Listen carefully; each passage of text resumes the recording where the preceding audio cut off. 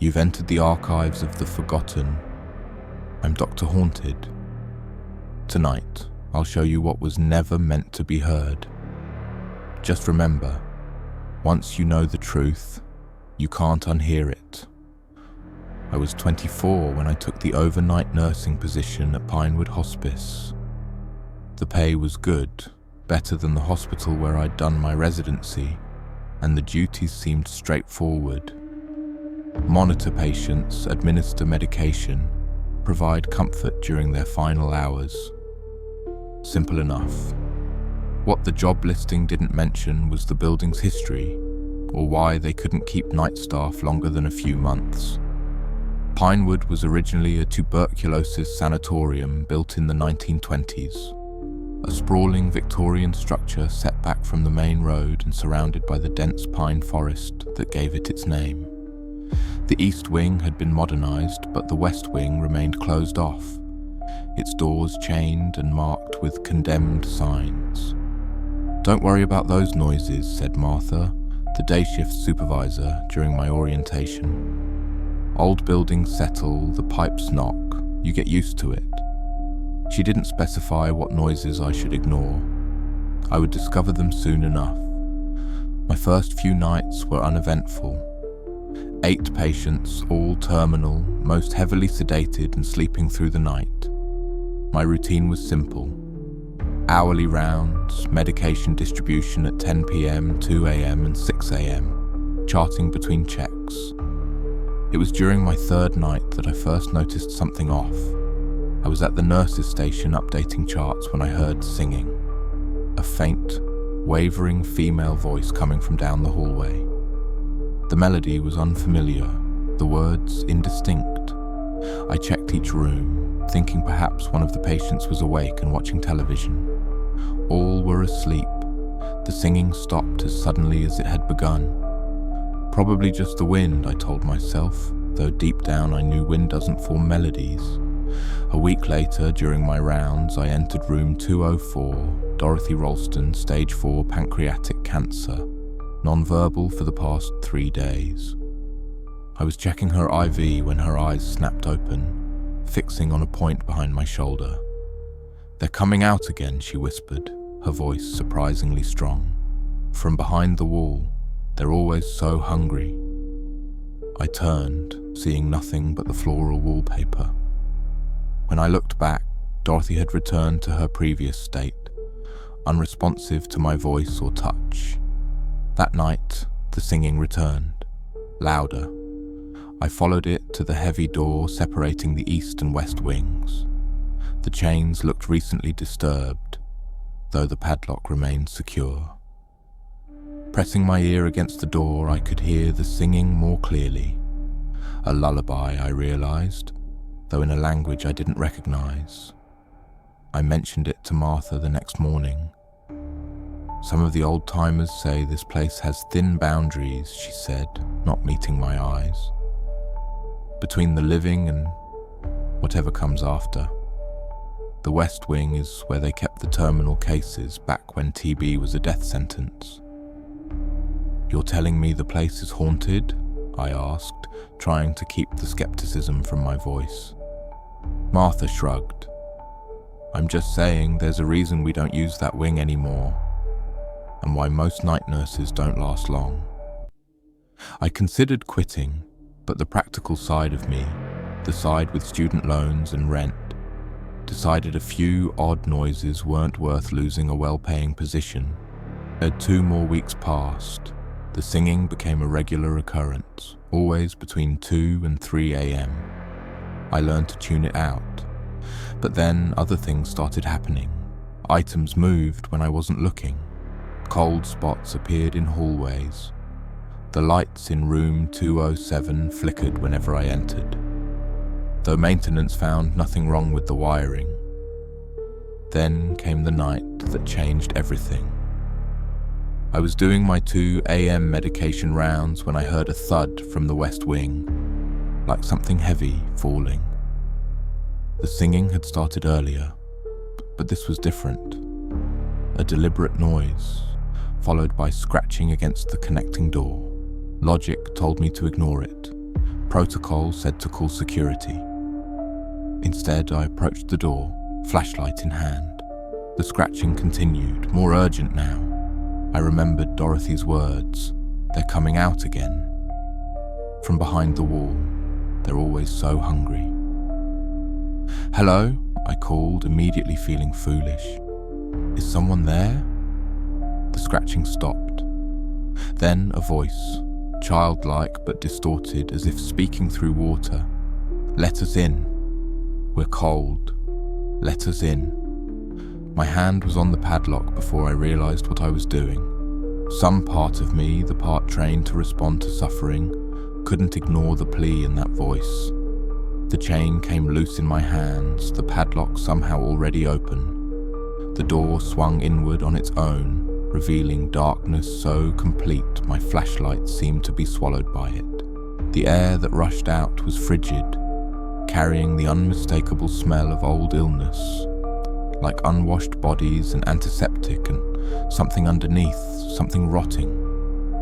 My flashlight flickered, then stabilized, illuminating a corridor identical to the one behind me, except decayed by time. Peeling paint, warped floorboards, abandoned medical equipment covered in dust. The singing grew louder, now joined by other voices, a chorus coming from the rooms lining the hallway. Doors that had been closed now stood ajar, revealing glimpses of movement inside. I took one step forward, then another. The rational part of my mind was screaming to turn back, but curiosity pushed me onward. I needed to see who was singing. At the end of the hall, a figure stood with its back to me. A woman in an old-fashioned nurse's uniform, her hair pinned up in a style decades out of date.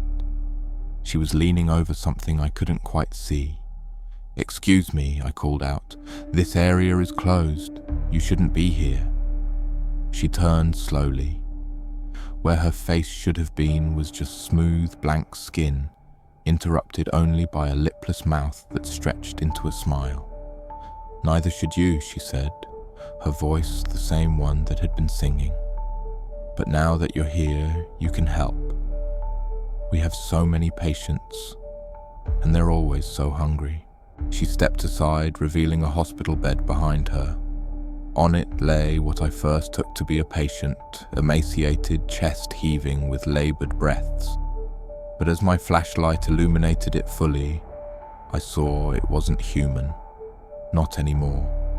Its limbs were too long, joints bending in impossible directions.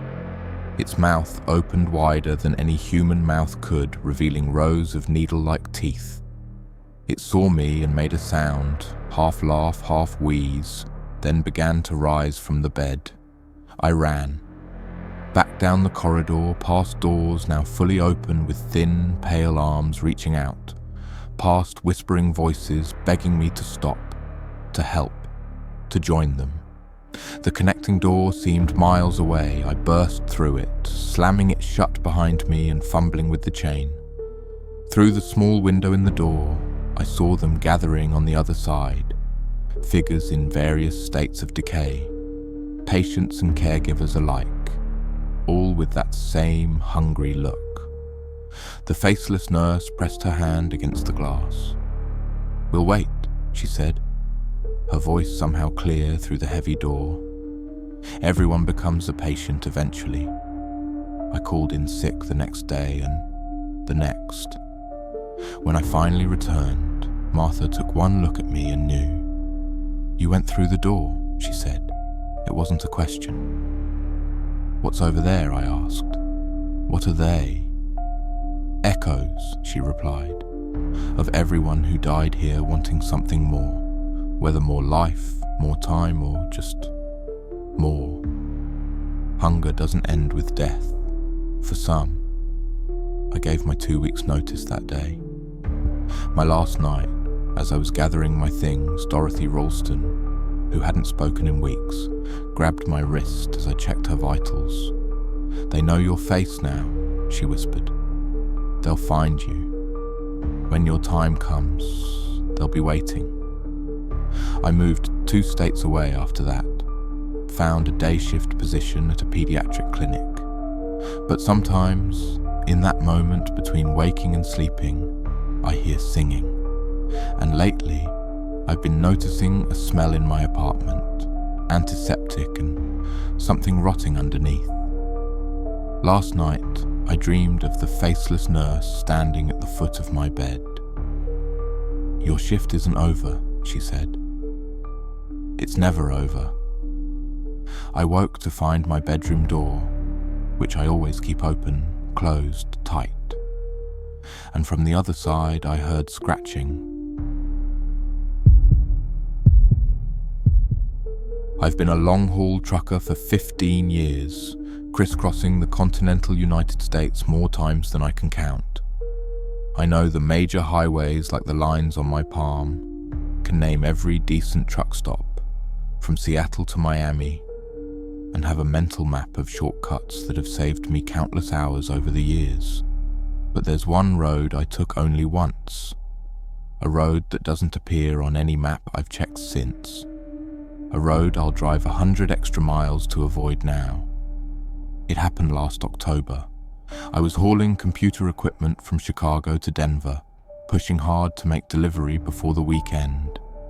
A massive pile-up on Interstate 80 in western Nebraska had traffic at a standstill. State troopers were saying at least 5 hours before they'd clear the wreckage. My GPS suggested a detour on secondary highways, adding nearly 200 miles to my trip. As I sat there, engine idling, a local pickup pulled alongside me.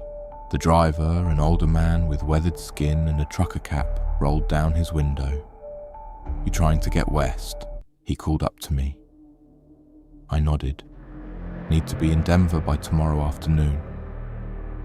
"There's a county road about 5 miles back. Cut through there, hook up with Route 26 near the Wyoming line. Save you 3 hours at least." He sketched out directions on an old receipt and passed it up to me. I thanked him, relieved to have a better option than sitting or taking the massive detour. I backtracked to the turnoff he'd described, an unmarked gravel road cutting north between vast cornfields. It wasn't ideal for my 18-wheeler, but the surface seemed solid enough, and I'd driven worse. The sun was setting as I turned onto the road, casting long shadows across the fields. My GPS registered the road, but showed it as unnamed, which wasn't unusual for rural routes.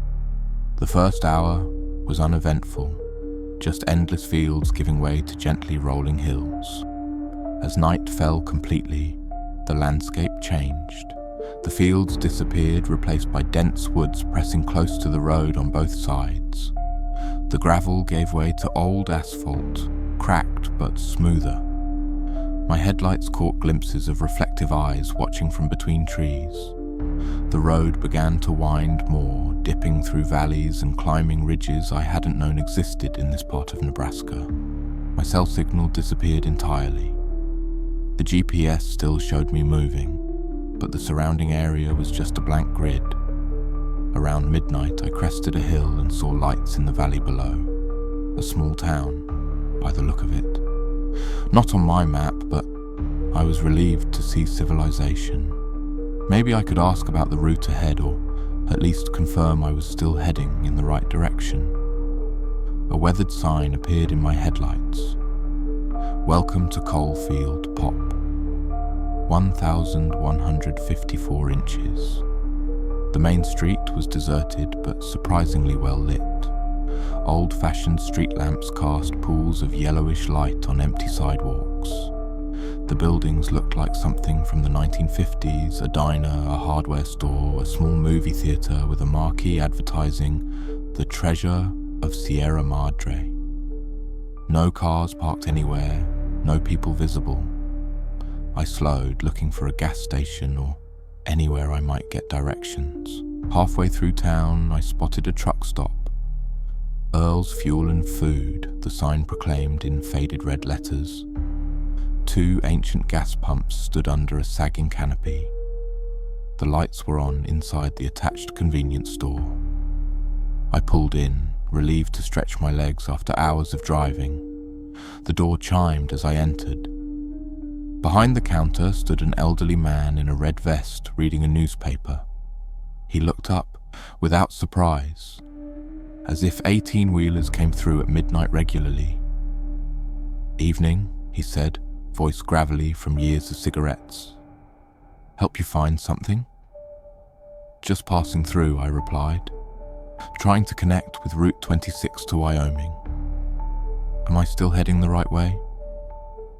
He studied me for a moment, then folded his newspaper. "Route 26? You've come a strange way for that." He pulled out a local map and spread it on the counter. "You're here," he said, pointing to Coalfield.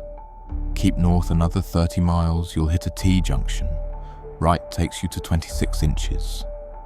I thanked him and grabbed some coffee and snacks. As he rang me up, I noticed his newspaper. The Coalfield Chronicle was dated October 17th, 1974. "That's an old paper you're reading," I commented. He glanced down at it. "Is it?" "Hadn't noticed." As I was leaving, he called after me. "Stay on the main road. Some of the side roads don't go anywhere anymore. Not anywhere you'd want to be." Back in my truck, I studied the map he'd given me. Coalfield was clearly marked, but many of the surrounding areas were blank or labelled condemned zone or subsidence area. The region had been coal country once, I recalled, probably full of abandoned mines. The road out of town climbed steeply. In my rearview mirror, Coalfield's lights grew smaller until they disappeared altogether as I rounded a bend. The forest closed in again, denser than before. My headlights seemed dimmer somehow, struggling to penetrate the darkness. I drove for what felt like hours without seeing the T-junction the old man had mentioned. The road narrowed, forcing me to slow to a crawl in places. Twice I had to stop to move fallen branches. The air outside was unusually cold when I stepped down from the cab, carrying an earthy smell like freshly dug soil. Around 2 a.m., I rounded a sharp curve and slammed on my brakes. The road ended abruptly at the edge of a massive pit, a sinkhole or collapsed mine shaft at least 100 yards across. My front tires came to rest, just feet from the edge. Heart pounding, I set my brake and grabbed my flashlight. The pit was too large and deep for my light to reach the bottom. Just darkness, swallowing the beam like water. As I stood there, I became aware of movement at the pit's edge. Subtle at first, then unmistakable. The ground was shifting, crumbling. The entire road was gradually sliding into the void. I rushed back to my truck and began a frantic three-point turn on the narrow road. As I completed it, my headlights swept across the trees and caught dozens of figures standing silently among them. Men in miners' clothing, faces black with coal dust, watching impassively as I maneuvered. I floored it back the way I'd come, the figures disappearing in my rearview mirror. The road seemed different on the return journey. Sharper curves, steeper hills, the forest closing in until branches scraped both sides of my trailer. I expected to reach Coalfield again, but the town never appeared. Instead, after what seemed like hours of driving, the forest suddenly ended. I emerged onto a wider paved road with actual lane markings. A highway sign announced Route 26, 5 miles. Somehow I'd bypassed Coalfield completely. The sky was lightening with dawn as I turned onto Route 26, relief washing over me. I made my delivery in Denver with hours to spare. A week later, curiosity got the better of me. I researched Coalfield, Nebraska. The town had existed once, a mining community that thrived from the 1920s through the early 1970s. On October 17, 1974, a massive mine collapse destroyed half the town and contaminated the water supply with toxic gases. the remaining residents were evacuated. The entire area was condemned. All 57 miners working that day were lost in the collapse. Their bodies were never recovered. The official report blamed improper shoring in the main shaft, but local rumors persisted that the mining company had deliberately ignored warnings about unstable ground to extract more coal. The road I'd travelled had been the main access route to Coalfield. It was officially closed in 1975 and eventually removed from maps as it deteriorated. The surrounding land became a federal nature preserve, closed to public access. I've changed my route planning since then. I don't take unmarked shortcuts anymore, no matter how much time they might save. Especially not at sunset, when the veil between what is and what was grows thin. Sometimes on long hauls, I think about that old man at the gas station, still waiting behind his counter in a town that no longer exists, reading yesterday's news forever. And I wonder if the miners are still there too, standing watch over the pit that claimed them, making sure no one else falls in, or perhaps ensuring that whatever lies at the bottom stays there. The house on Evergreen Street had been on the market for nearly 2 years before my wife and I bought it. Priced well below comparable properties in the area, it was exactly what we needed. A 4-bedroom Victorian with original hardwood floors, stained glass windows, and enough character to make up for the outdated kitchen and bathrooms. It needs work, our realtor admitted, but structurally it's sound. The previous owners just had to relocate suddenly for a job opportunity. We later learned this was a lie. The previous owners had fled in the middle of the night, abandoning most of their possessions. But by then, we'd already moved in, and it was too late. The first few weeks were perfect. Sarah and I spent weekends stripping wallpaper and refinishing floors, slowly bringing the old house back to life. Our 2 children, Emma, 8, and Jacob, 6, loved exploring the various nooks and built-in cabinets throughout the house. It was Jacob who first mentioned the cold room. "Daddy, why is that room always so cold?" he asked one morning at breakfast. "Which room, buddy?" I asked, not really paying attention as I scrolled through emails on my phone. "The one upstairs, the one where the sad lady stands in the corner." That got my attention. "What lady?" Jacob shrugged, already losing interest. "The lady with the wet hair. She doesn't talk, she just watches me when I walk by." I assumed it was just an active imagination. We'd moved from a small apartment to this sprawling house. Of course he'd create stories about it. But that afternoon I noticed the temperature change. The second floor hallway maintained a steady 70 degrees, but stepping into the small room at the end, which we'd designated as a home office, was like walking into a refrigerator. At least 15 degrees colder with no obvious explanation.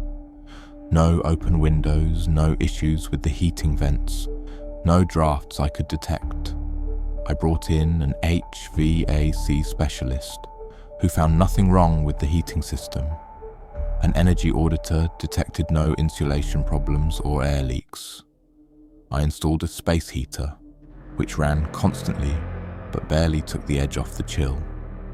We decided to just keep the door closed and avoid using the room until spring, when maybe we could better address the issue. 2 days later, Emma came to our bedroom at 3 a.m. shaking and tearful. "There's someone in my closet," she whispered. "I hear them breathing." Sarah comforted her while I checked. The closet was empty, but the back wall was ice cold to the touch, despite sharing this wall with the heated hallway. Emma refused to sleep in her room after that. We let her camp out on our floor temporarily, assuming she just needed time to adjust to the new house. But the cold spread. By the end of the month, the entire second floor had developed cold pockets spots, areas where the temperature would suddenly drop by 10 to 15 degrees for no apparent reason. They moved, never staying in one place for long. Then we started hearing the sounds, water dripping, though all pipes checked out fine. Soft footsteps overhead when no one was upstairs. Once at dinner we all heard a door slam violently, but upon inspection every door in the house was open exactly as we'd left it. Jacob stopped mentioning the sad lady, but I often caught him staring into empty corners, tracking something with his eyes that wasn't there. When asked, he'd just say, "She moves around a lot now." I might have convinced myself it was all just an old house settling, might have rationalized away the cold spots and strange sounds, if not for what happened to Sarah. She'd been showering one evening while I put the kids to bed. I heard the water shut off, then, a few minutes later, a strange thud. When she didn't emerge after 15 minutes, I knocked on the bathroom door. No answer. I found her sitting on the floor of the shower, fully dressed in yesterday's clothes, soaking wet from head to toe. Her hair dripped onto the tile, but the shower head was dry. She stared blankly at the wall, unresponsive to my voice. The bathroom was freezing. I helped her to bed, wrapping her in blankets as she shivered violently. When she finally spoke, her voice sounded different, softer, with an accent I couldn't place. "She won't let go," Sarah whispered. "She's so cold. She's been down there so long." By morning, Sarah was herself again, with no memory of the incident.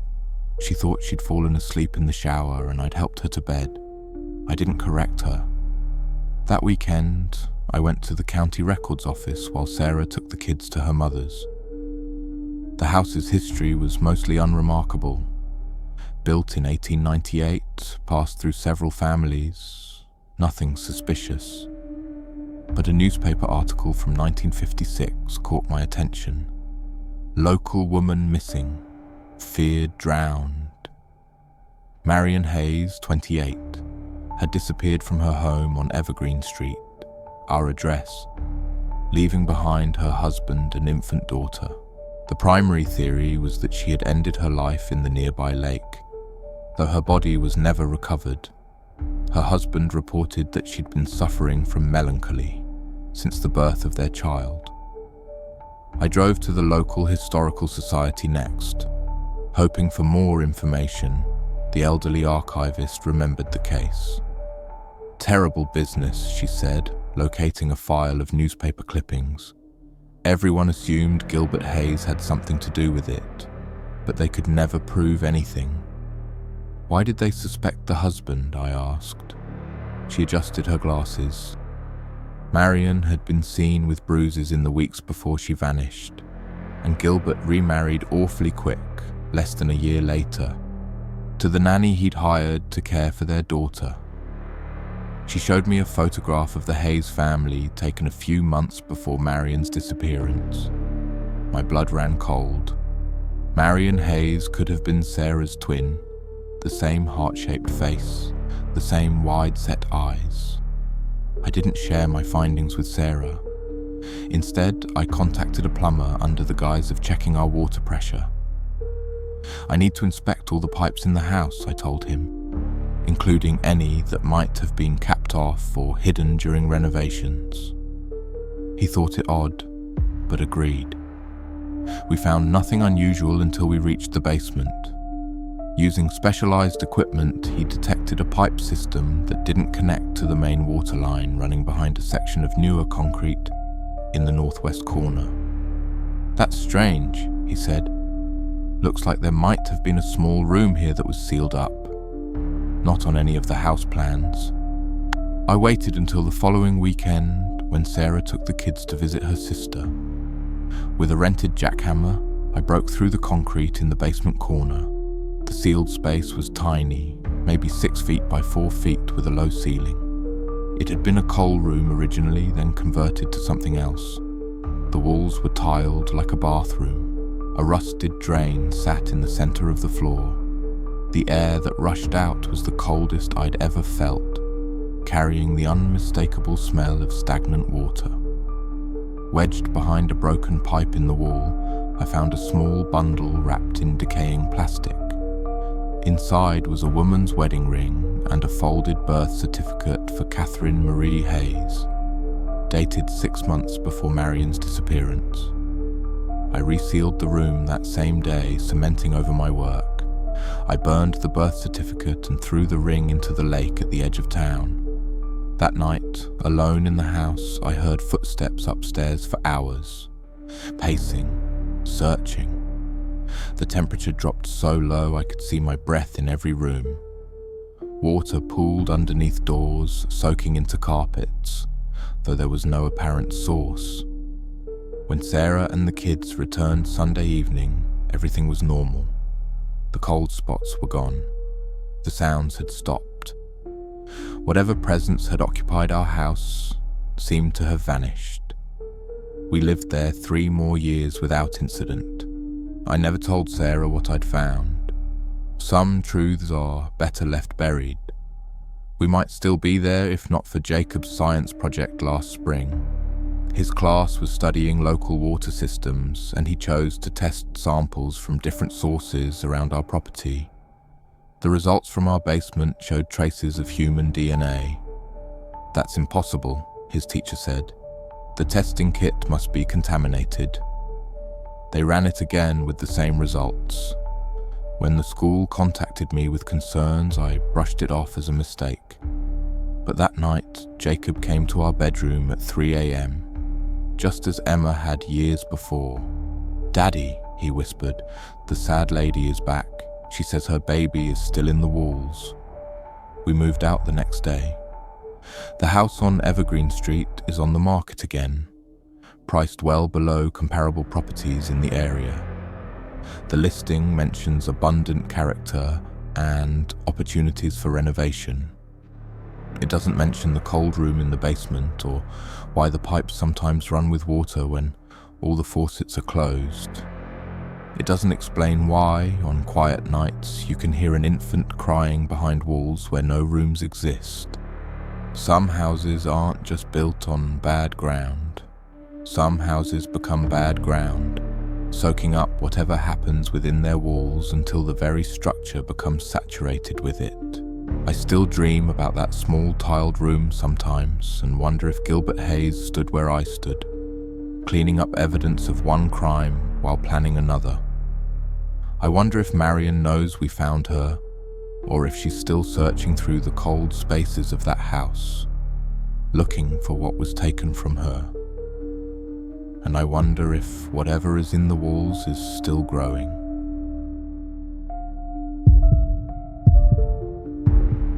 My brother Michael disappeared on Widow's Peak 5 years ago. That's what the official report says. The truth is more complicated. Michael did come back, just not all of him, and not alone. We grew up in Ravens Hollow, a small town nestled at the base of the Cascade Mountains. The town takes its name from the ravine cutting through its center, carved by the Blackwater River as it flows down from the higher elevations.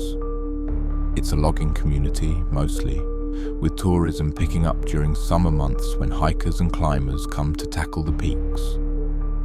Widow's Peak is the tallest mountain visible from town, a jagged spire of dark rock that locals treated with a strange mixture of pride and caution. It got its name from a tragedy in the 1800s when an entire expedition of miners was lost during a sudden blizzard, leaving 17 women widowed in a single day. Growing up, we heard all the stories about Widow's Peak, how voices could be heard calling from the summit on clear nights, how hikers reported seeing figures following them from a distance, only to find no footprints in the snow, how compasses malfunctioned and GPS devices failed near the summit. Michael and I dismissed these as typical small-town superstitions, the kind every rural community develops around their local landmarks. Michael especially saw them as challenges rather than warnings. At 25, he'd become an accomplished mountaineer, scaling peaks across North America. Widow's Peak was easy terrain for someone of his skill. "I'm going to do a solo ascent," he told me over beers the night before. "One day up, camp at the summit, one day down. Nothing to it." I should have tried harder to talk him out of it. Should have reminded him that solo climbing is dangerous even without local legends. Should have at least insisted he take a satellite phone. But I didn't. And when he hadn't returned after 3 days, I was the one who reported him missing. I was the one who led the volunteer search party up the established trails while professional rescue teams swept the more technical routes.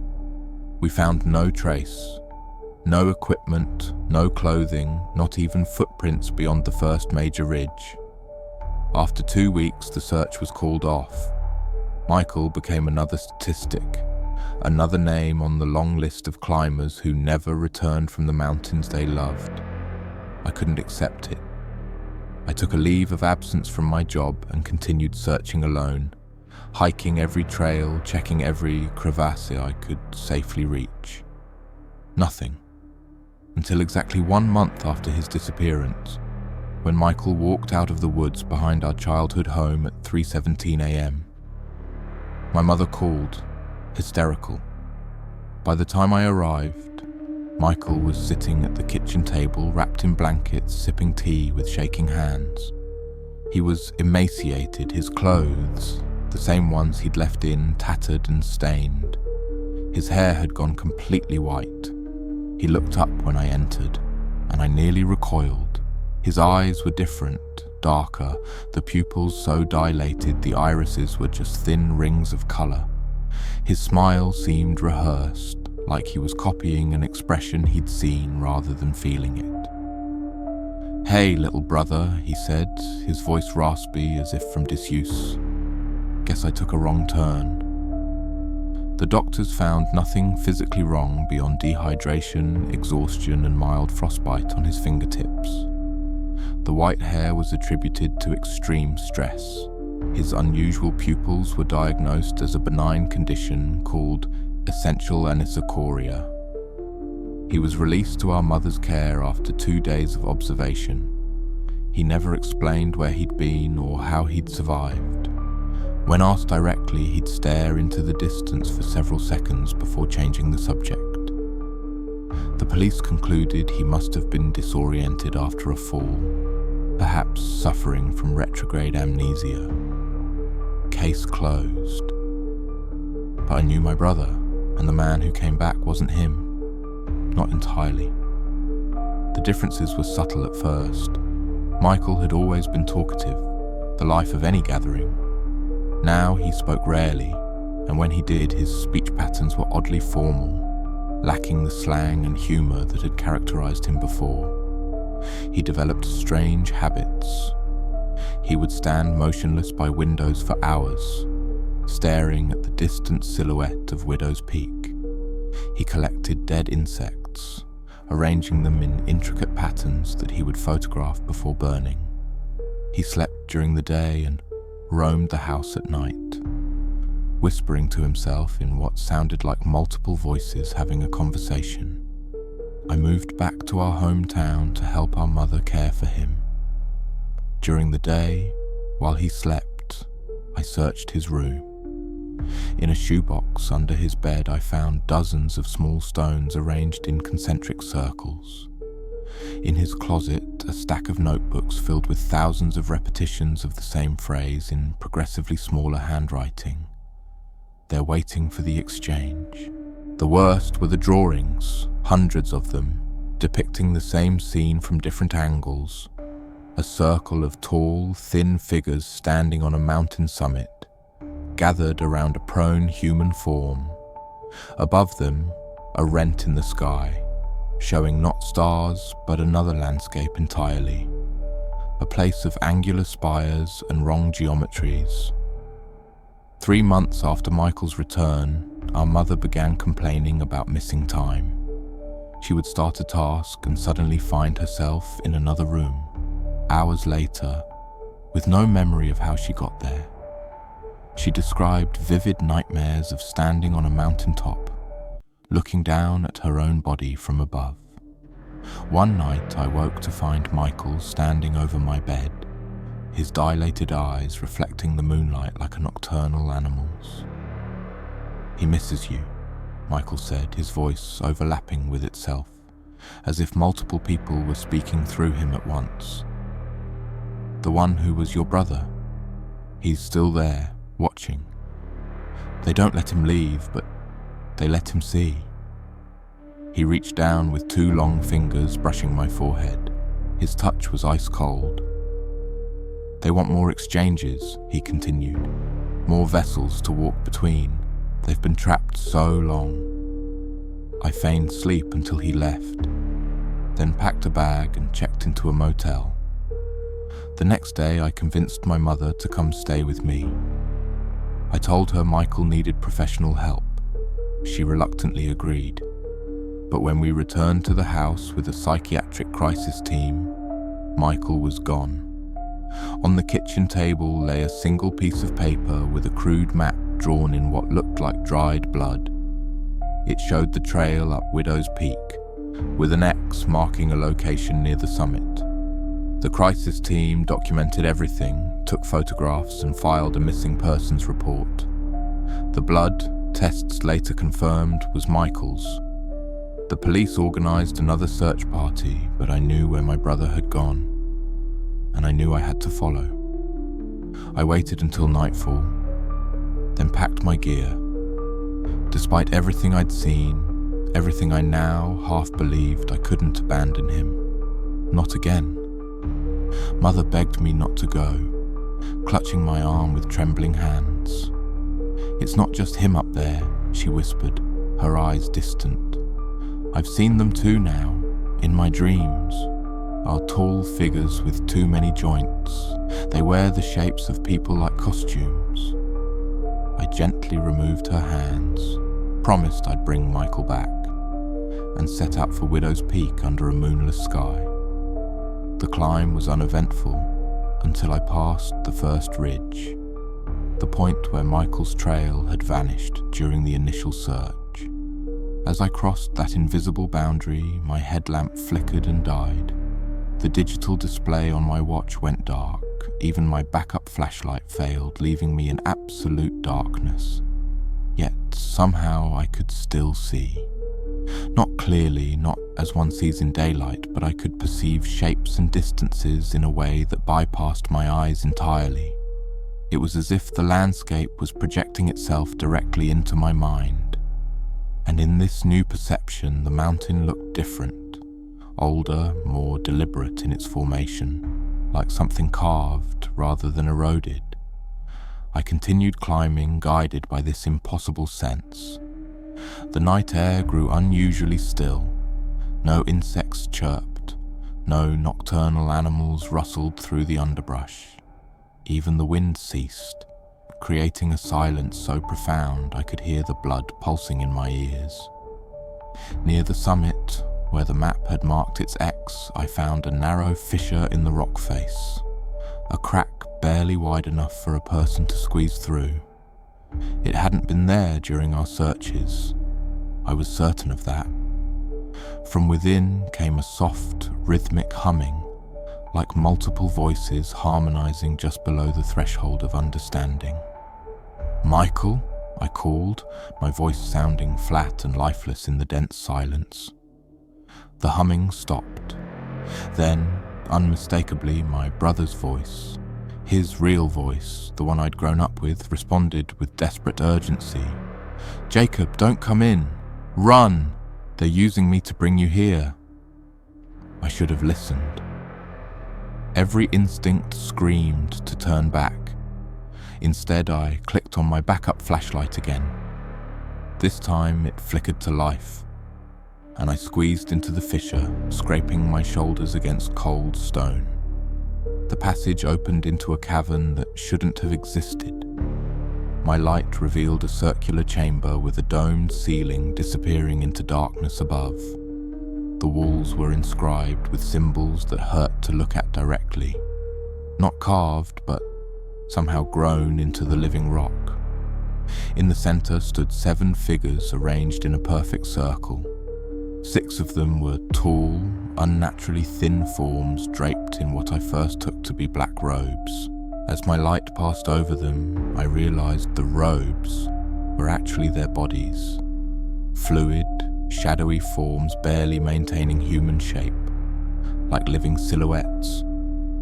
Where faces should have been, they had only smooth, reflective surfaces that captured and distorted my flashlight beam.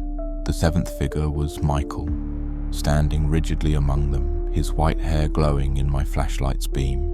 His eyes were completely black now, no iris or white visible. "You came," Michael said, but his lips didn't move. The voice seemed to emanate from all around me. "Now the circle can be completed." One of the tall figures glided forward with movements too fluid to be human. As it approached, its featureless face rippled and then, horribly, resolved into a perfect replica of my own. "They've been here since before the mountain," Michael's voice explained.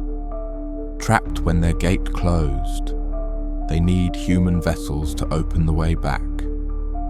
Another figure stepped forward, its face shifting to reveal Michael's features, not as he was now, but as he had been before his disappearance.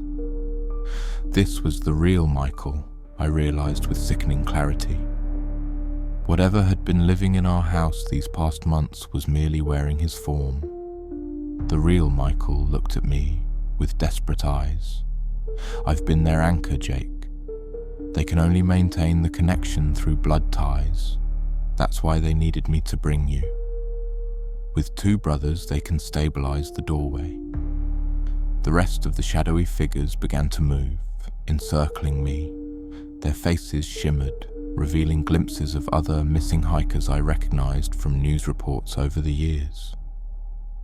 "The exchange is simple," said the thing wearing my brother's body. "A piece of you remains here, anchoring our way. The rest of you returns, carrying a piece of us, just as your brother did. Eventually, we'll have enough vessels to bring everyone through." The figures were closing in, their hands, too long, with too many joints, reaching for me. My flashlight flickered and died again, plunging the chamber into that strange non-darkness where perception worked without light. In that moment, I saw beyond them, saw the gate they spoke of. A vertical tear in reality at the far end of the chamber, revealing fragments of an impossible landscape, spiraling towers of obsidian, skies filled with geometric patterns rather than stars, and beings moving in ways that made my mind recoil. Michael, the real Michael, lunged suddenly, breaking the circle. "The pattern," he shouted. "Break the pattern of the stones." I remembered the concentric circles of stones under his bed. With no time to think, I swept my foot across the cavern floor, scattering small rocks I hadn't noticed were arranged in an intricate spiral pattern beneath us. The effect was immediate and catastrophic. The tear in reality pulsed, widening momentarily. A howling wind tore through the chamber, not from our world but from theirs, bringing alien scents and sounds that made my ears bleed. The shadow figures contorted in what might have been pain or rage, their borrowed faces melting into screaming voids. "Run!" Michael shoved me toward the fissure entrance. "I can't leave. I'm part of the anchor now, but you can. I won't leave you again." I grabbed his arm, trying to pull him with me. His skin felt wrong under my fingers, cold and somehow insubstantial. He looked at me with eyes that were almost his again and smiled sadly. "I'm not really here anymore, Jake. Just enough to warn you. Now go, before they recover." The chamber was collapsing, reality itself seeming to fold and tear around us. With a final look at what remained of my brother, I squeezed back through the fissure and ran down the mountain, not stopping until I reached the ridge where normal darkness returned and my flashlight flickered back to life. I looked back once to see a plume of dark smoke rising from near the summit, illuminated by an unnatural light from within. The mountain shuddered once, a tremor so slight it might have been my imagination, and then all was still. That was 3 years ago. The official report states that Michael Adams was briefly found alive but disappeared again during a second search effort. It mentions unusual seismic activity near Widow's Peak that night, but draws no connection between the events. After extensive searches revealed no trace of him, he was once again declared missing, presumed dead. No one believed my account of what happened in the cave. Even I sometimes wonder if grief and exhaustion caused me to hallucinate the entire encounter. But I know what I saw, and I know why I've never returned to Raven's Hollow. Sometimes I wake at exactly 3:17 a.m, feeling watched. My hair has begun turning white at the temples. Occasionally I catch glimpses of the tall, thin shadows in my peripheral vision. And most disturbing of all, I've started collecting small stones without realizing it, only to find them arranged in concentric circles beside my bed in the morning. The doctors tell me it's PTSD, that I'm unconsciously mimicking behaviors I associate with my lost brother, a psychological coping mechanism. But yesterday I found myself standing before a mirror, watching as my pupils slowly expanded until my eyes were almost entirely black. For a moment, just a moment, I saw not my reflection but a jagged mountain peak and felt an overwhelming urge to return home. They're waiting for the exchange. And I'm afraid that this time I'm carrying something back. The mountains hold secrets deeper than any cave. What comes back from the wilderness isn't always what went in. Sleep well, listeners, if the shadows in your room allow it. This has been The Forgotten Archives.